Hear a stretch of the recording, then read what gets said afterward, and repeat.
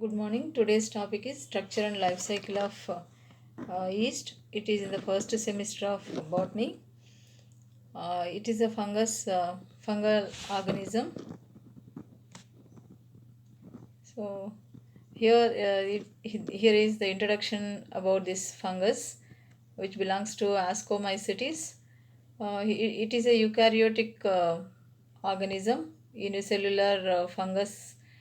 Some may say multicellular due to formation of pseudohyphae, but it is the best example for uh, unicellular fungus.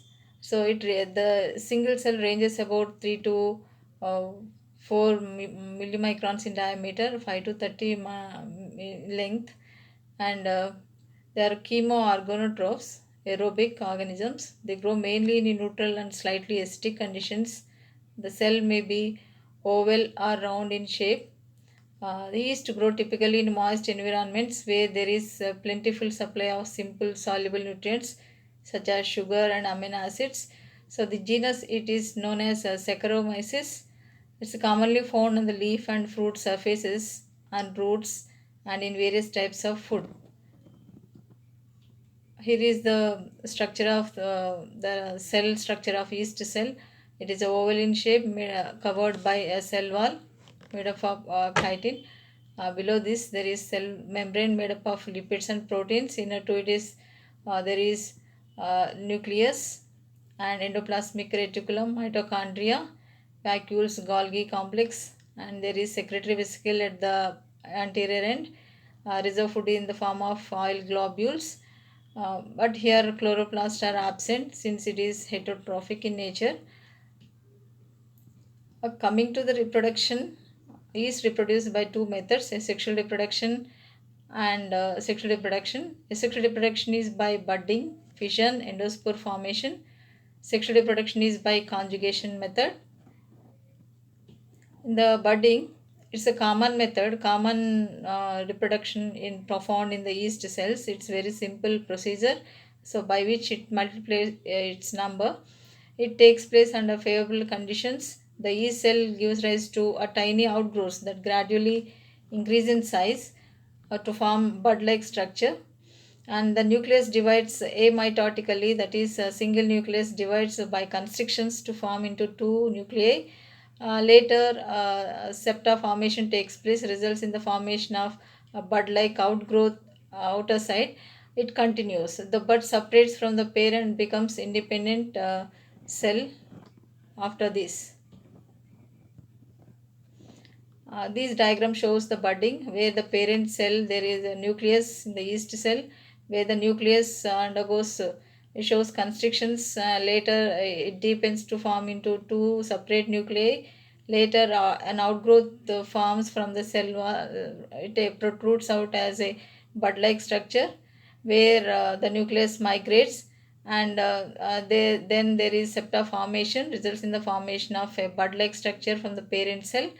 So again, from this daughter, again, many daughter yeast cells are formed in the form of a chain-like structure. So in the budding process, so sometimes due to repeated budding, yeast cells appears in one or more chains and called pseudomycelium. It rarely occurs. So another sexual reproduction method is fission. So this is nothing but division of a single cell into two cells. It occurs only in some yeast cells. So here in this process, yeast cell elongates and the nucleus in cell divides into two daughter nuclei. Later, the nuclei move apart and the cell wall formation takes place between these two nuclei to form into daughter cells. So now each cell behaves as a separate, having a nucleus. Each is acting as a new yeast cell, yeast organism. So it is the best example for the direct cell division. This is the diagram where diagram shows the fission. So the single vegetative cell by septa formation results in the formation of two daughter cells, which is a common just as budding found in the binary fission. Another one is endospore formation. That name indicates itself that the spore is present inside the yeast cell. So it is called endospore formation. So this is during unfavorable conditions to retain the cytoplasm alive. So it undergoes certain defensive mechanism like reproduction, that is endospore formation. So during which thick walled spores are produced which can withstand the adverse conditions. So the protoplast divides into four and each one becomes endospore. After developing the productive outermost productive, it is the cytoplasm is uh, it is kept for a long time. Later, during unfavorable conditions, when the return of favorable conditions, these spores they come out and they act as new host, new yeast cells. So the sexual reproduction, it is by conjugation. It takes place at the end of growing season during unfavorable conditions. So in this process, two haploid vegetative cells. Here there are no sexual organs like antheridia, like archegonia, structures are absent here since it is thallophytic organism.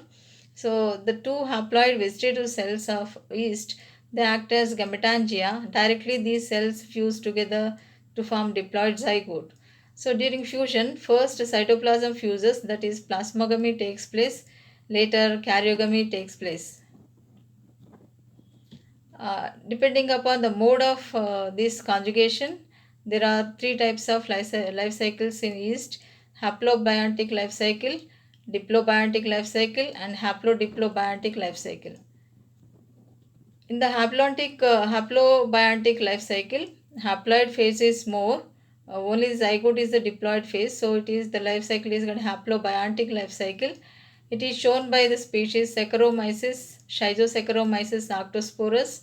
So where the two haploid cells of yeast they behave as potential gametangia.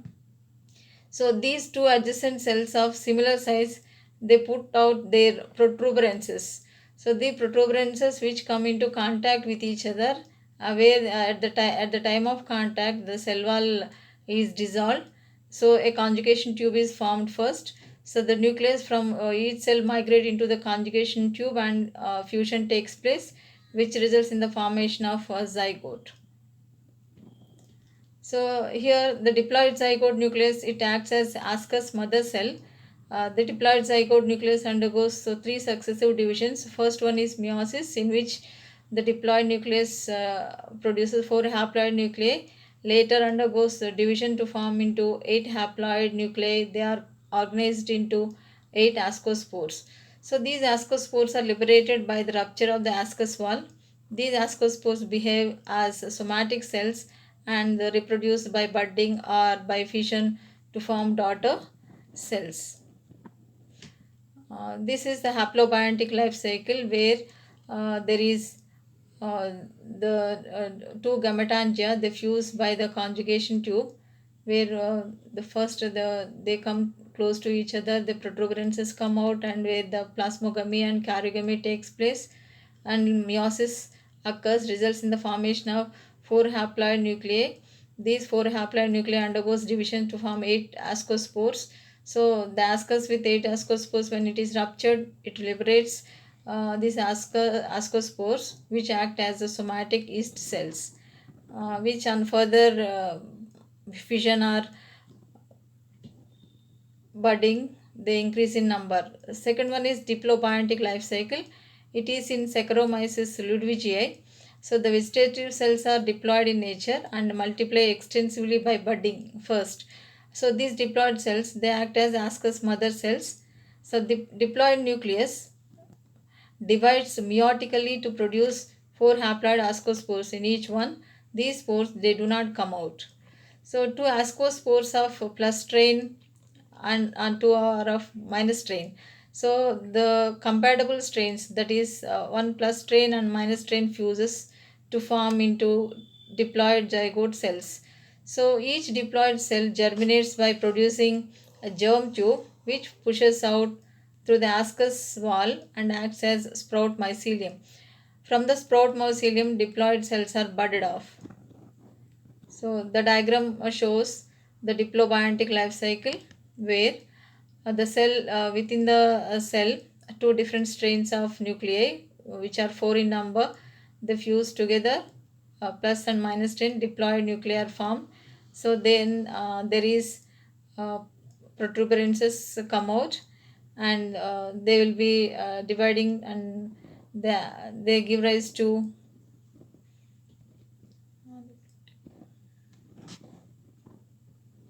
so last one is haplodiplobiontic life cycle. It is seen in Saccharomyces cerevisiae. In Saccharomyces, two types of cells are present. They are large haploid and large diploid, ellipsoidal diploid cells. So they belong to plus and minus strains. So two haploid cells of opposite strains unite to form a diploid cell. The diploid cells multiply by budding and produce large number of diploid cells. Under favorable conditions for vegetative growth, these diploid cells are converted into asci, where the diploid nucleus undergoes first meiosis and produces four haploid ascospores. So after the liberation of these ascospores from haploid cells, they multiply by simple budding, and the further generation is obtained. So this is haplodiplobiontic life cycle, where there is the cells are they are united together to form, the diploid condition is seen, haploid condition is seen equally, so it is called haplodiplobiontic life cycle. So where the somatic cells they fuse by copulation or conjugation to first plasmogamy takes place to form into single cell with the two nuclei. Later, karyogamy results in the formation of diploid nucleus inside the ascus. So again it undergoes further division, first meiosis, later mitosis results in the formation of ascospores 4. So after ascus is ruptured, these 4 ascospores are liberated out, 2R plus strain and 2R minus strain. So they are further budding or fission, they increase in number. So this is about the structure and life cycle of this yeast. That finishes the topic.